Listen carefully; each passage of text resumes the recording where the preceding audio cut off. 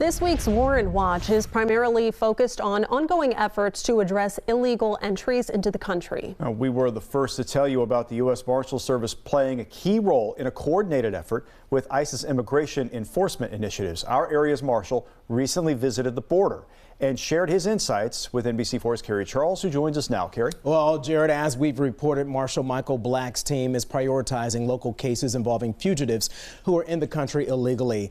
The Marshal and several of his counterparts from throughout the country recently met with federal judges, Homeland Security investigators, and Border Patrol agents to see how they are enforcing the Trump administration's new policies.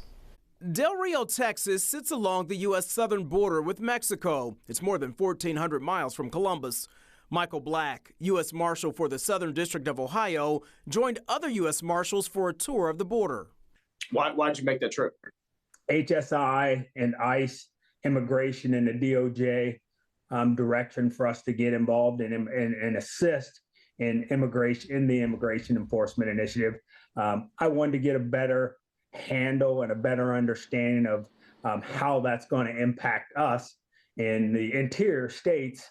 This particular crossing, Marshal Black tells me, has seen a significant decrease in illegal crossings, averaging 50 per day, down from 1,500 a day in 2022.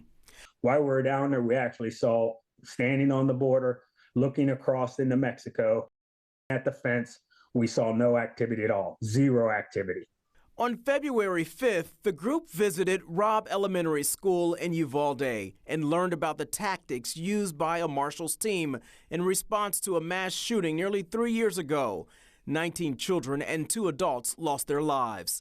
Just hours after the group's stop, gunfire rang out inside the KDC-1 facility in New Albany. You visited Uvalde, and of course you had no idea that on the heels of your visit, there would be a mass shooting here in central Ohio that your team would have to respond to. Initially, you don't know exactly how bad it is. You just wonder how bad and how many people are going to get impacted by such a heinous crime. A gunman is accused of shooting 6 people, 2 of whom have died. Our law enforcement community is a tight-knit group. We worked hard to establish long-term relationships. And, you know, our task force, which we are fortunate enough to be involved and apprehend that individual 12 hours later, that doesn't happen if we don't establish these positive relationships between our law enforcement community. Marshal Black adds that the crackdown on illegal crossings remains a top priority, particularly when it comes to individuals who may go on to commit crimes in the communities where they settle. Meantime, here at home, the fugitive apprehension team needs your help finding this man, Christopher Principi. The 37-year-old is wanted by the Franklin County Sheriff's Office on 2 counts of rape and 2 counts of sexual battery. Prosecutors say the crimes happened between the spring of 2020 and August of 2023.